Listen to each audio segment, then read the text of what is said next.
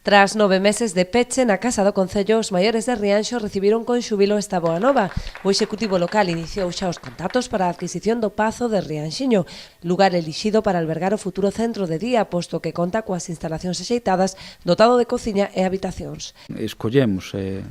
unanimemente o Pazo Rianxiño como lugar onde queremos desenvolver o proxecto de centro de día xunto a outras posibilidades que o Pazo nos vai ofrecer de cara á prestación de servizos sociais ou equipamentos á comunidade. É unha boa nova, de alguma maneira tamén reflexa un pequeno proceso que xa levamos tempo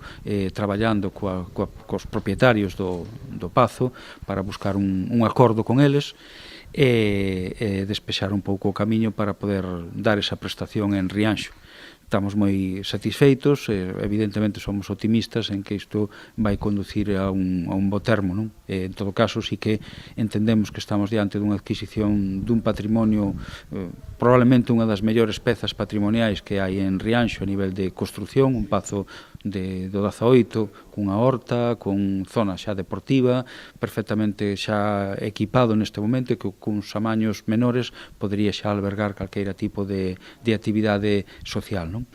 O Concello agarda contar co apoio da Deputación da Coruña, que no seu día comprometera o 50% do financiamento do centro. Tamén buscarán vías alternativas a través de outras administracións ou mesmo outro tipo de entidades como fundacións. Creo que o compromiso con que se materialice en algunha cantidade que axude a colaborar con isto, eu xa non pido o 50%,